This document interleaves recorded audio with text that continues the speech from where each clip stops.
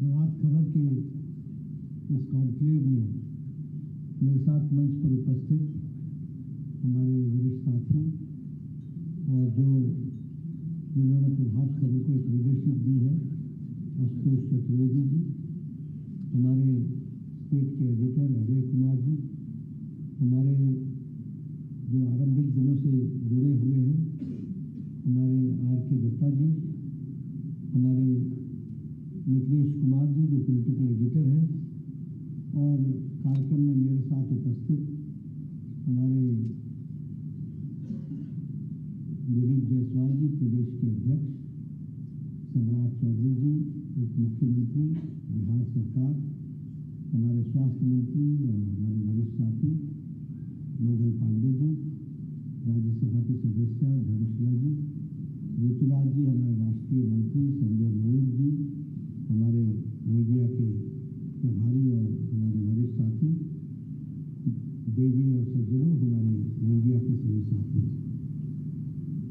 मैं प्रभात खबर का धन्यवादी हूं कि उन्होंने मुझे इस कार्यक्रम में आने का निमंत्रण दिया। प्रभात खबर, जैसा हम सब जानते हैं कि एक जिसको कहा जा सकता है कि जर्नलिज्म के क्षेत्र में एक जो मापदंड होता है, एक पैरामीटर्स होते हैं, उन पैरामीटर्स को स्थापित करने में, उस पर अपने आप को अडिग रखने में और उसको आगे बढ़ाने में प्रभात खबर ने एक लंबी यात्रा की है और उसके लिए प्रभात खबर जाना जाता है। मैं प्रभात खबर के सभी आयोजक और उनके सभी जो कर्ता धर्ता हैं उनको मैं इसके लिए बहुत बहुत बधाई देता हूँ। बिहार के चुनाव की दृष्टि से उन्होंने जो एक नई मुहिम चलाई है, जिसका अभी मैंने श्री गणेश भी किया, ChatGPT की तरह कुछ भी बिहार के बारे में प्रश्न पूछा जाए तो एक साधारण व्यक्ति उसकी जानकारी हासिल कर सकता है। इस प्रयास के लिए भी मैं उनको बहुत बहुत बधाई देता हूँ।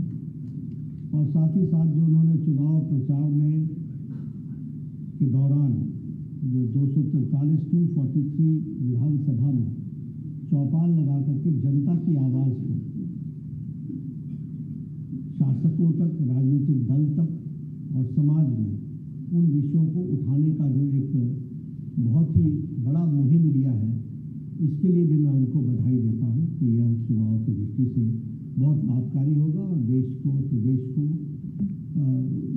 उसकी समझदारी बढ़ाने में एक अपना योगदान रहेगा। मैं आज बिहार में पटना में आया हूँ। महापुरुषों की भूमि है।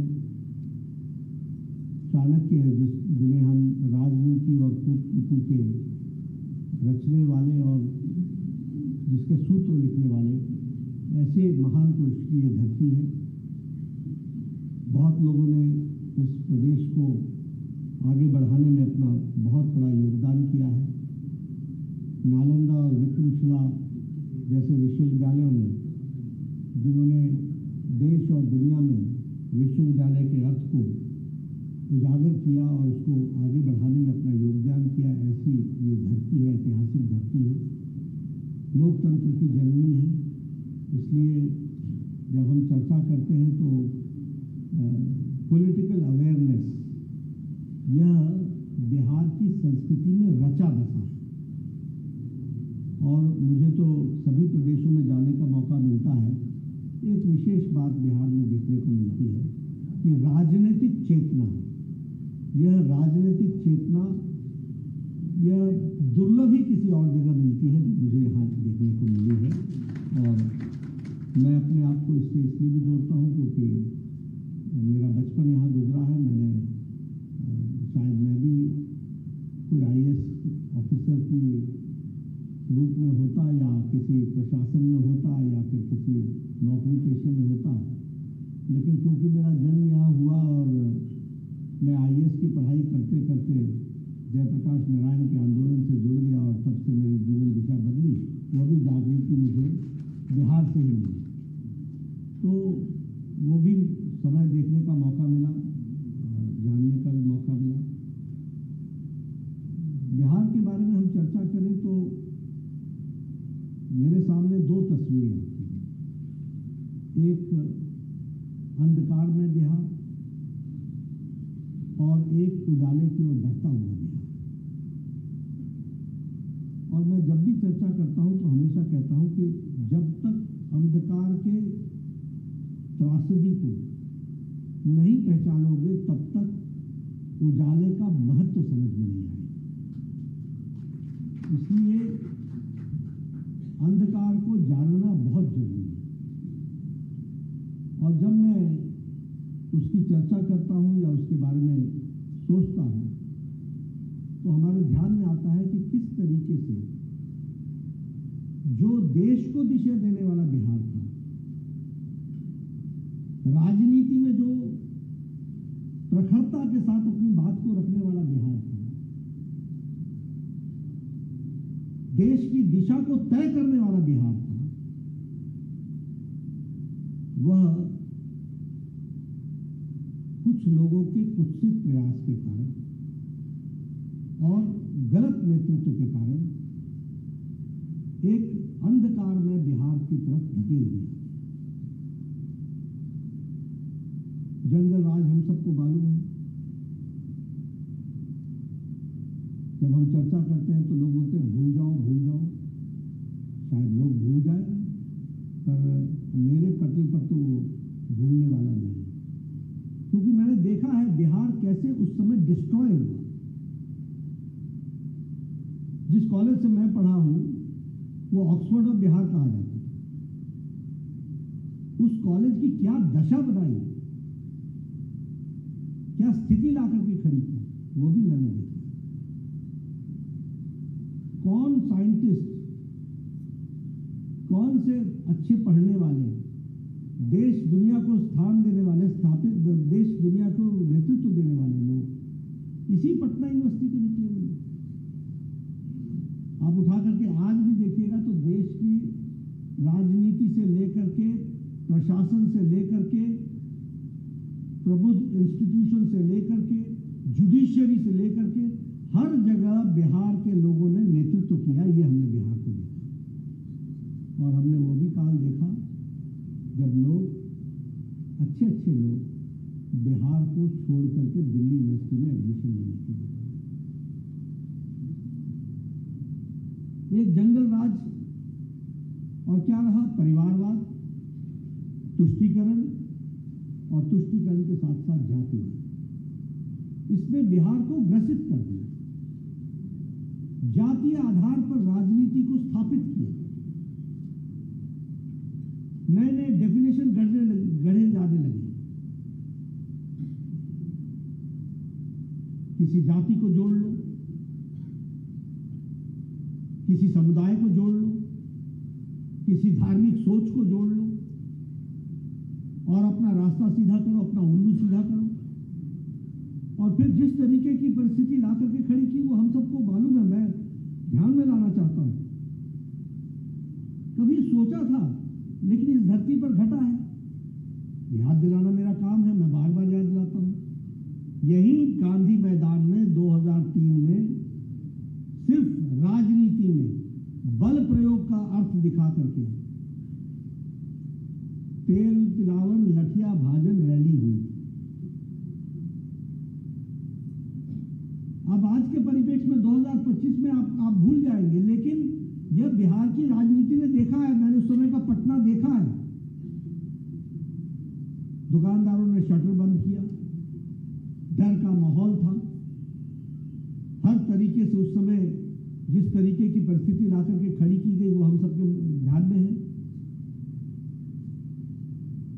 हमारे सत्यनारायण सिंह, जिनकी श्रीमती एमएलए थी दानापुर, उनको दिन दिहाड़े मार दिया गया। और मारने वाला उस समय के मुख्यमंत्री के नजदीकी, लालू यादव के नजदीकी थे। डीएम मुझे जिला लिंचिंग हुई।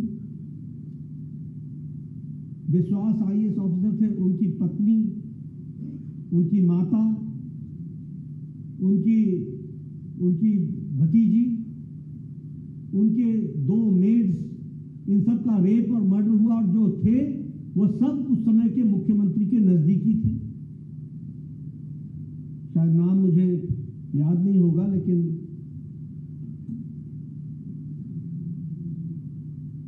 शायद शालिनी जैन था या क्या नाम था, शिल्पी जैन।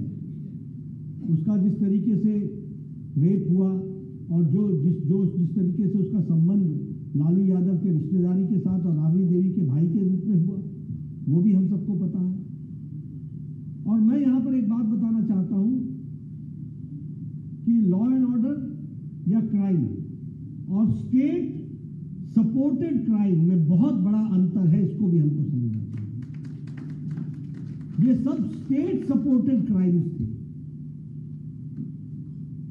मीसा भारती के शादी के दिन बोरिंग रोड से क्या कार नहीं उठाई गई शोरूम से गिफ्ट देने के लिए? क्या ये ऐतिहासिक सच्चाई नहीं है? क्या ये बिहार को अंधेरे में धकेलने के नमूने नहीं है क्या? आज किस मुंह से ये लोग खड़े हो रहे हैं? क्या सोच करके खड़े हो रहे हैं? मैं ऐसे कई उदाहरण दे सकता हूं, क्योंकि ये सब हम सब के आंखों के सामने से गुजरा हुआ है। Doctor SN. आर्या की गाड़ी लालू यादव के कैंपस में मिली कि नहीं मिली?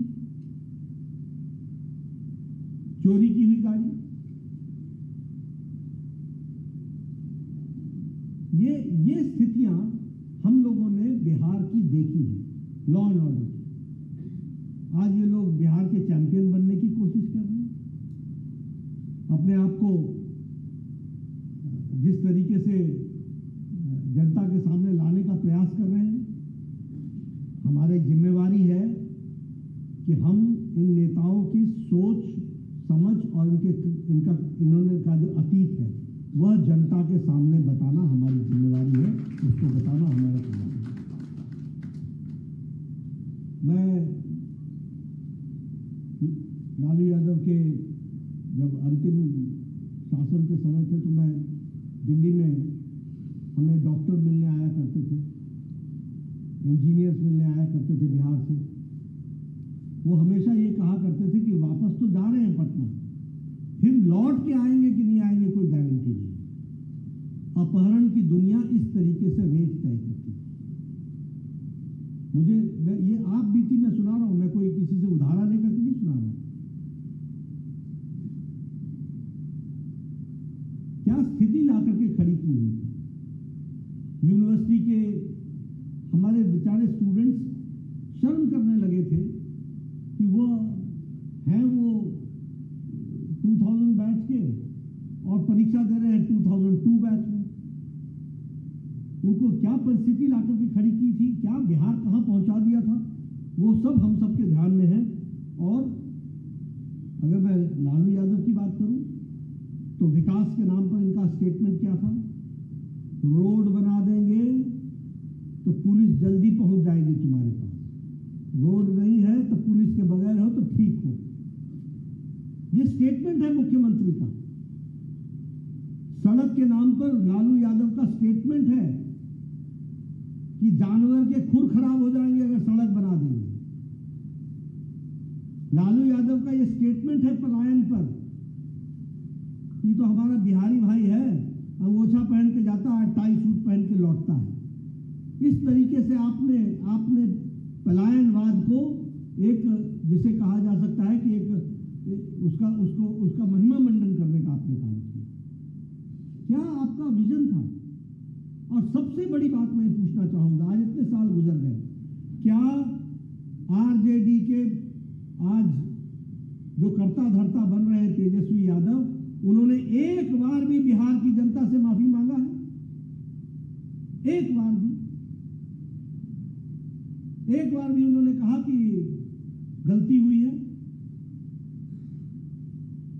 जिसे गलती का एहसास न हो वो किस मुंह से जनता के सामने आकर के खड़ा और इजहार करने जो हमको दिख रहा है उसकी अगर हम चर्चा करें तो हमें समझ में आना चाहिए कि निश्चित रूप से प्रधानमंत्री मोदी जी के नेतृत्व में और नीतीश कुमार जी के नेतृत्व में 2005 से जो पिछले 20 सालों में विकास हुआ है, उसके कारण आज बदलता बिहार हमको दिख रहा है। इसको भी हमको समझ लेना चाहिए। अभी अगर मैं राजनीतिक दृष्टि से बात करूं, क्या कितने निम्न स्तर पर राजनीति हमारे विपक्ष ने पहुंचा दी है। आज भी बताइए, प्रधानमंत्री मोदी जी की पूज्य माता जी जो देवलोक में है, जिन्होंने 100 साल में अंतिम सांस ली, उनके बारे में इस तरीके के अपशब्द उनके मंच से बोला जाना और बोले जाने के बाद आज दिन तक उस नेतृत्व के द्वारा इस पर कहीं भी कोई रिग्रेट ना आना, ये इनके कैरेक्टर को बताता है कि नहीं बताता है। और जिन लोगों ने इस तरीके के शब्द इस्तेमाल किए, ये उकसाए गए थे। और कल जो कांग्रेस का वीडियो आया है, वो इस बात का प्रमाण है कि ये आपकी सोच थी। इस तरीके की गंदी सोच आप रखने वाले आज भी आप राजनीति में इस तरीके से आगे बढ़ने का प्रयास करें। कोई भी कार्यकर्ता कोई भी वक्तव्य देता है तो कहीं ना कहीं उसको नेतृत्व का आशीर्वाद होता है, और नहीं होता है तो तुरंत उसको डांटा जाता है, उसके लिए माफी मांगी जाती है, उसके लिए रिग्रेट्स किया जाता है। आज दिन तक परसों दिशा की बैठक में राहुल गांधी के बगल में दिनेश प्रताप सिंह हमारे उत्तर प्रदेश के मंत्री थे, उन्होंने इस बात को कहा, तब भी कोई जवाब नहीं दिया राहुल गांधी ने। ये लोग किस तरीके से राजनीति के स्तर को नीचा कर रहे हैं, निम्न कर रहे हैं, इसका बिहार राष्ट्रपति गवाह है। और ये जागृत बिहार इसका मुंह तोड़ जवाब समय पर देगा, ये मुझे पूरा विश्वास है। इसलिए अगर मैं चर्चाएं करने लगूं तो आरजेडी की बहुत दूर तक चर्चा हो सकती है, बहुत दूर तक चर्चा हो सकती है। लॉ एंड ऑर्डर की बातचीत करूं, मैं जब बोलता हूं कि state supported law and order और एनआरकी थी, तो आपको याद दिलाना चाहूंगा तस्लीमुद्दीन का, आपको याद दिलाना चाहूंगा शहाबुद्दीन का। ये सब किसके एमपी थे? ये किसके नाम पर दन दनाते थे? इनको किसका आशीर्वाद होता था? कौन इनके क्राइम को छुपाने की कोशिश करता था?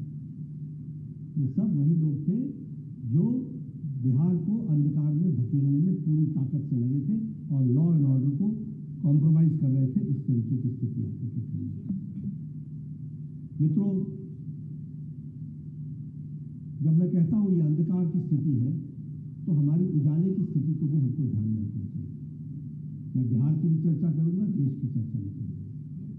आज हम जब इकोनॉमी की बात करते हैं तो हम सब जानते हैं कि भारत अब मोदी जी के नेतृत्व में 11वें से 5वें पर, 5वें से चौथे पर और चौथे से तीसरे के लिए एस्पायर कर रहा है, थर्ड लार्जेस्ट इकोनॉमी के रूप में जा रहा है। हमारे इंटरनेशनल मॉनेटरी फंड ने भी इकोनॉमी में भारत को ब्राइट स्पॉट बताया। हमारे वर्ल्ड बैंक ने भी कहा कि in spite of the slow global growth, India has got a stable growth. आज स्टेबिलिटी के साथ आगे बढ़ने वाला ये हमारा वर्ल्ड बैंक कह रहा है। और अभी अभी जो जीएसटी में मैं सम्राट चौधरी जी को धन्यवाद देना चाहूँगा, बधाई देना चाहूँगा।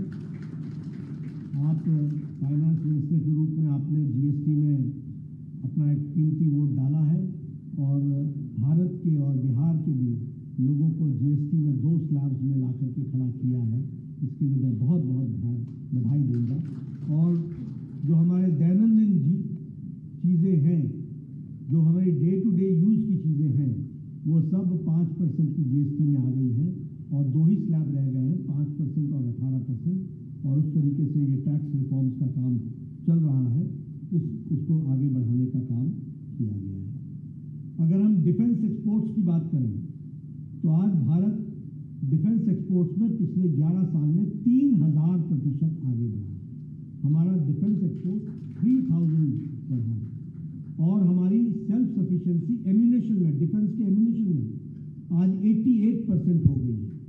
और दुनिया में ब्रह्मोस मिसाइल्स की चर्चा हो रही है, ये भी आपने देखा होगा। कि किस तरीके से ब्रह्मोस ने ऑपरेशन सिंदूर में अपना काम किया, वो भी आप लोगों ने देखा। मैं बिहार की बात करूं तो रेलवे बजट बिहार का 11 वर्षों में 9 गुना बढ़ा है। अगर मैं बात करूं वंदे भारत ट्रेन की, जो 144 ट्रेनें चली हैं, उसमें से 20 ट्रेनें बिहार को केटर कर रही हैं। अगर मैं बात करूं अमृत भारत एक्सप्रेस सर्विसेज की, तो 10 जो एक्सप्रेसवेज हैं वो बिहार को केटर कर रहे हैं। अमृत भारत स्टेशंस, जो मोस्ट मॉडर्न स्टेशंस बनाए जा रहे हैं, उसमें 98 स्टेशंस बिहार के हैं जहां पर मोस्ट मॉडर्न बनाए जा रहे हैं। अभी मैं पटना एयरपोर्ट से आ रहा हूं, आप लोग देखा होगा 12 से अपना पटना का एयरपोर्ट बन रहा है, और इसके साथ साथ 1200 करोड़ रुपए की लागत से और 1400 करोड़ रुपए की लागत से बीटा का एयरपोर्ट बन रहा है। ये भी हम लोगों ने देखा है। मुझे सौभाग्य मिला है कि मैं आपकी सेवा कर सकूं, और मुझे फक्र है कि प्रधानमंत्री मोदी जी ने मेरे स्वास्थ्य मंत्री काल में दरभंगा को, बिहार को दूसरा all India institute of medical sciences दिया है, और लगभग 1,264 करोड़ रुपए की लागत 1,264 करोड़ रुपए की लागत से उसका काम शुरू हुआ है, और अभी बाउंड्री वॉल का काम चल रहा है। वो भी मैं one of the most modern building with most equipped building बना करके आपको दूंगा। 750 बेड का, वो दक्षिण भारत और उत्तर भारत के लिए एक बहुत बड़ा योगदान करेगा, और नेपाल और तराई के इलाके के लोगों को भी वो केटर करेगा। इस तरीके से वो किया गया है। मुझे होमी बाबा मुजफ्फरपुर में कैंसर हॉस्पिटल और रिसर्च सेंटर, उसका भी श्री गणेश करने का मौका मिला, वहाँ जाने का मौका मिला। वो भी one of the best centres उत्तर बिहार के लिए। और ये चीज़ें आप ध्यान में लीजिए कि कभी बिहार में सोचा नहीं था। मैंने कहा, मेरे जीवन का बचपन यहाँ गुजरा है, मैंने देखा है। आज बदला हुआ पटना दिखता है, बदला हुआ बिहार दिखता है। उसी में से अगर मैं कहूँ कि मखाना बोर्ड के लिए, उसके लिए 2025 में 100 करोड़ रुपए का बजट रखा गया है, ताकि उसका विकास किया जा सके। ग्रीनफील्ड एक्सप्रेस और दरभंगा आमास एक्सप्रेस के लिए, उसके लिए 5,000 करोड़ रुपए उसकी व्यवस्था की गई है। तो अगर हम देखें तो विकास के लिए एक लंबी लिस्ट है जो विकास के लिए यहाँ किया जा रहा है। पटना मेट्रो प्रोजेक्ट, इस पर काम शुरू हुआ है। बक्सर भागलपुर एक्सप्रेसवे, महात्मा गांधी सेतु ब्रिज जो है, इसके पैरेलल ब्रिज बनाया गया है। अब इसकी भी कहानी आपको मैं बताता हूँ। मैं इसके महात्मा गांधी सेतु के इंदिरा गांधी ने 1971 में इसका शिलान्यास किया था। मैं बचपन से जवान हो गया इसके एक एक पौवे को निकलते हुए देखते हुए। मैं गंगा किनारे रहता था, मैं बचपन से जवान हो गया। मैं प्राइमरी शिक्षा से मैं कॉलेज का स्टूडेंट हो गया, लेकिन ये गांधी सेतु पूरा नहीं हुआ। और आज प्रधानमंत्री मोदी जी के नेतृत्व में पैरेलल उसके ब्रिज बनाया जा रहा है। उसी तरीके से अगर मैं नीतीश जी की बात करूं तो चाहे पेंशन में इजाफा ले लीजिए, आशा वर्कर्स में इजाफा ले लीजिए, ममता वर्कर्स में इजाफा ले लीजिए, नालंदा यूनिवर्सिटी बनाने की बात ले लीजिए, यूथ कमीशन बनाने की बात ले लीजिए, हर दृष्टि से विकास के लिए और महिला सशक्तिकरण के लिए तो बिहार में नीतीश जी के नेतृत्व में बहुत बड़ा काम हुआ है। मोदी जी के आशीर्वाद से इसको भी हमको मानना चाहिए, बहुत बड़ा काम हुआ। और मुझे खुशी है कि महिला सशक्तिकरण, विमेन एम्पावरमेंट में बिहार ने अपने आप को स्थापित किया। अगर मैं जीडीपी की बात करूं तो पिछले 20 सालों में 10 बार जीडीपी डबल डिजिट में गई है, 10 बार डबल डिजिट में गई है, और अभी भी डबल डिजिट में 10 टाइम्स। और ये एनडीए। अब लेकिन मेरे लिए दिक्कत क्या है कि मेरे सामने लड़ने वाली जो पार्टियां हैं उनको ये डबल डिजिट, सिंगल डिजिट तो समझ में नहीं आता है, क्योंकि इन्होंने कौन सी क्लास पास की है, सिंगल डिजिट में है या डबल डिजिट तक पहुंचे, इसका भी इनको मालूम नहीं। ये सब सिंगल डिजिट वाले हैं, इनकी पढ़ाई ही सिंगल डिजिट में हुई है। कोई 8वीं में रुका, कोई 7वीं में रुका, किसी के पास कोई डिग्री नहीं है, किसी ने कॉलेज देखा, घूमने गए थे, विजिटर के रूप में गए थे, मालूम नहीं। तो ऐसे लोगों के साथ विकास की चर्चा करना बहुत कठिनाई है, हमारी बड़ी दिक्कत होती है।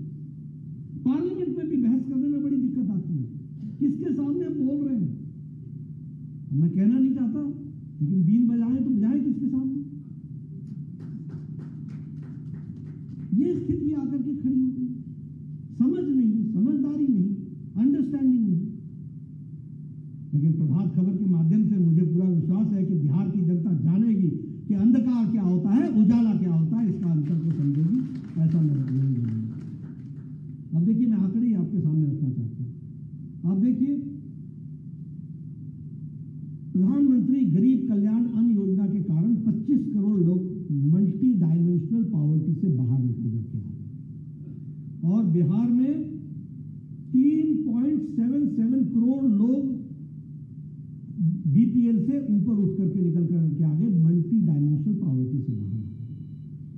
आयुष्मान भारत, हम 62 करोड़ लोगों को 5 लाख रुपए प्रति वर्ष के हिसाब से उनकी जीवन सुरक्षा के लिए, रक्षा के लिए, स्वास्थ्य के लिए दे रहे हैं, और 62 करोड़ में 5.5 करोड़ बिहार के लोग हैं जिनको इसकी सुविधा मिल रही है। आज लगभग 4 करोड़ आयुष्मान कार्ड बंट चुके हैं। उसी तरीके से जल जीवन मिशन में 1 करोड़ 60 लाख लोगों को हर घर नल, हर घर जल से जोड़ दिया गया है। अभी आप लोग शायद भूल गए होंगे, लेकिन मैं जब था तो यहाँ इन्वर्टर, यहाँ बैटरी, याद है ना, और वो हर घर के आगे जो सामर्थ्यवान थे वो बड़ा जनरेटर चलाते थे, हर दुकान के आगे ढर ढर। आज भूल गए होंगे। 24 घंटे शहरों में बिजली है, 24 घंटे गांव में बिजली है। इस तरीके से बदला हुआ बिहार। और इसीलिए मैं कहता हूं, अगर मैं बात करूं किसान सम्मान निधि की, 12 करोड़ में 86 लाख किसान यहाँ के हैं, जिनको बिहार के हैं, जिनको इनसे जोड़ा गया है। जनधन अकाउंट में जहाँ 56 करोड़ है, उसमें से लगभग 6 करोड़ बिहार के लोग हैं जिनको जोड़ा गया है और उनको आगे बढ़ाया गया है। मैं यहाँ ये भी चर्चा करना चाहूँगा, ये इंडिया अलायंस वाले यहाँ आकर के चर्चा करते हैं, हम एक हैं, हम एक हैं। रेवंत रेड्डी ने बिहार को गाली दी कि नहीं दी? स्टालिन ने बिहार को गाली दी कि नहीं दी? राज ठाकरे ने बिहार को गाली दी कि नहीं दी? चरणजीत सिंह चन्नी ने बिहार को गाली दी कि नहीं दी? तेजस्वी ने क्या जवाब दिया? राहुल आए थे, उन्होंने क्या जवाब दिया? ये बिहार की अस्मिता की लड़ाई लड़ेंगे? ये इस तरीके से बिहार की अस्मिता की लड़ाई लड़ी जाती है? ये लोग सिवाय स्वार्थ के कारण, कुर्सी के प्रति लालच, सत्ता के भूखे, इससे ज्यादा ना इनका विजन है ना मिशन है। इस बात को समझ लेना चाहिए। यही इनका विजन है, यही इनका मिशन है, इसी के लिए काम कर रहे हैं। इनको बिहार की जनता या भारत की जनता से क्या लेना देना? चाल चरित्र चेहरे से पता चल जाता है कि किस तरीके के लोग हैं। अभी ये SIR ले गए, आगे स्पेशल इंसेंटिव रिवीजन पर बोलने लगे। अरे भाई, ये राहुल गांधी थे ना जिन्होंने 3 फरवरी 2025 को बोला कि 70 लाख नए वोट महाराष्ट्र में ऐड हो गए। ये 7 फरवरी को बोला इन्होंने कि 29 लाख नए वोटर जुड़ गए। पता नहीं इनका मैथमेटिक्स कैसा होता है, 7 से 29 पहुंच गया, कोई पूछता नहीं है इनसे। 9 जुलाई को बोला इन्होंने कि 1 करोड़ नए वोटर जोड़ दिए गए। सच में पढ़ाई कितनी होती है मालूम नहीं मुझे, जानकारी कितनी होती है मालूम नहीं, कौन सा आंकड़ा कहां से उठा करके लाते हैं। यानी 70 लाख से शुरू हुए और 1 करोड़ पर पहुंच गए। अब ठीक है, आपने कहा वोट गड़बड़ हो रही है, तो स्पेशल इंटेंसिव रिवीजन क्या है, SIR क्या है? सही करने का है। और ये पहली बार थोड़ी ना हो रहा है। तेरे परदादा जी के टाइम पर भी, परनाना जी के टाइम पर भी हुआ था, तेरी नानी के टाइम पर भी हुआ था, दादी के टाइम पर भी हुआ था, सब लोगों के टाइम पर हुआ है। 52 में हुआ है, 60 के दशक में हुआ है, 80 के दशक में हुआ है, 2000 में, 2003 में हुआ है। कोई नई चीज तो नहीं हो रही है। और अगर मैं आंकड़े देखूं जिसमें सुप्रीम कोर्ट ने कहा कि 1 लाख, बिहार की बात है, 1.6 लाख एजेंट बीएलए के हैं और केवल 2 आपत्तियां आई हैं। कैसे हुआ ये सुप्रीम कोर्ट का ऑब्जर्वेशन में पढ़ रहा हूं। और मैं तो ये कहूंगा कि एक अंग्रेजी में कहावत है, a bad craftsman blames his tools, और हिंदी में कहावत है, नाच ना आवे आंगन टेढ़। चुनाव लड़ना ना आए, जनता का आशीर्वाद न मिले तो इलेक्शन कमीशन को दोषी ठहरा दो। आपको कहा गया इलेक्शन कमीशन का एफिडेविट फाइल करो, आपने फाइल किया? आपने पहले ईवीएम की बात छेड़ी, आपको कहा गया कि आओ और ईवीएम को टेस्ट करने के लिए यहाँ पर प्रमाण दो और हमारे ईवीएम को टेस्ट करो। आप गए? ये गैर जिम्मेदाराना विपक्ष है, इररिस्पॉन्सिबल विपक्ष है। इनको कोई, और आरजेडी क्या है? आर स्टैंड्स फॉर रंगदारी, जे स्टैंड्स फॉर जंगल राज और डी स्टैंड्स फॉर दादागिरी। यही तो आता है, यही इनका लक्ष्य है। कांग्रेस क्या कर रही है? और मैं तो कई बार बोलता हूं कि कांग्रेस के आगे लिख देना चाहिए, हम नहीं सुधरेंगे। ये कभी सुधरने वाले नहीं। और मुझे कांग्रेस के प्रति भी दया आती कि पाताल में ही पहुंचा करके दम लेंगे। मैंने कहा मेरे से ट्यूशन ले लो, पार्लियामेंट में मैंने कहा मैं विपक्ष में रहा हूं, तुमको विपक्ष में रहने का मौका मिला है, मेरे से ट्यूशन ले लो, मैं विपक्ष का नेता रहा हूं भैया, बता दूंगा तुमको। पहला काम होता है कि विपक्ष को अपनी क्रेडिबिलिटी खड़ी करनी पड़ती है। इस विपक्ष की क्रेडिबिलिटी नहीं, इसमें कोई क्रेडिबिलिटी नहीं। और निश्चित रूप से बात खबर के माध्यम से मैं बोलना चाहूंगा कि देश में प्रजातंत्र के लिए विपक्ष होना जरूरी है, लेकिन विपक्ष तो हो। अभी इन्होंने कहा पार्लियामेंट वॉश आउट हो गया, सारे रिफॉर्म्स के बिल तो पास हो गए, सारे बिल्स तो पास हो गए। ऑपरेशन सिंदूर स्पेशल सेशन बुलाओ। जब देश लड़ रहा था तो इनको सेशन की सूझी थी, और जब सेशन लगा और जब चर्चा हुई तो बुरी तरीके से पीटे, बोले बंद करो, अब बंद करो। ये कैसा विपक्ष है? किस तरीके से काम करा? इसलिए मैं निश्चित रूप से आप लोगों के माध्यम से कहना चाहूंगा, बिहार की जहां तक बात करना चाहूंगा, मैं कहना चाहूंगा कि बिहार लीडर रहा है, लीडर रहेगा और लीड के रूप में ही आगे बढ़ेगा, मेरा पूरा विश्वास है।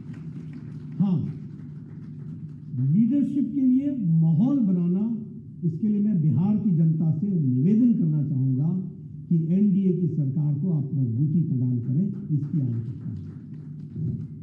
क्योंकि ये लड़ाई लॉ एंड ऑर्डर मेंटेन करने वालों के पक्ष की लड़ाई है और दूसरी तरफ लॉलेसनेस क्रिएट करने वाले लोग हैं। एक तरफ विकास को तरजीह देकर के आगे बढ़ाने वाले लोग खड़े हैं और एक तरफ विनाश की ओर ले जाने वाले लोग खड़े हैं। एक तरफ वो लोग खड़े हैं जो बिहार को इंफ्रास्ट्रक्चर में पूरी मजबूती के साथ मोदी जी के आशीर्वाद में बढ़ाने के लिए दिन रात काम कर रहे हैं, और दूसरी तरफ विकास के नाम को, इंफ्रास्ट्रक्चर को ना समझ कर चलने वाले लोग खड़े हैं। एक तरफ बिहार में इंस्टीट्यूशंस को स्ट्रेंथन करने वाले लोग खड़े हैं और दूसरी तरफ उसके तरफ तरजीह न देने वाले लोग खड़े हैं।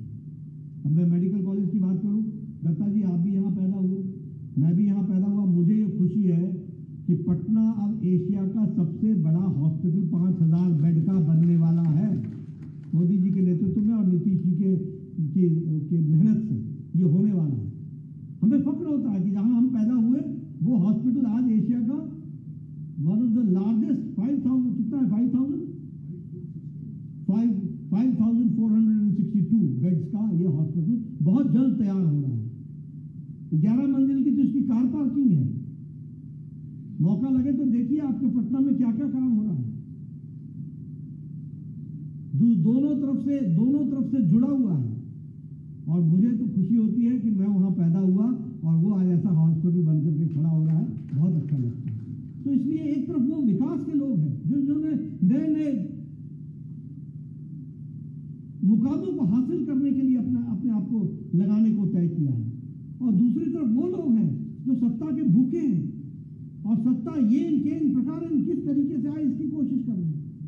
और मुझे खुशी है कि आज बिहार का infrastructure is ready to take a long leap, एक लंबी छलांग लगाने के लिए तैयार है। और वो लंबी छलांग के लिए इस नवंबर में एक आशीर्वाद आपका फिर से एनडीए को चाहिए होगा, ये मैं आपसे निवेदन करना चाहता हूँ। और निश्चित रूप से मोदी जी के नेतृत्व में, नीतीश जी के पूरी ताकत के साथ बिहार आगे बढ़ेगा और पूरी ताकत से एनडीए को आपका आशीर्वाद मिलेगा। इन्हीं शब्दों के साथ बहुत बहुत धन्यवाद। मैं आग्रह करूंगा वाइस प्रेसिडेंट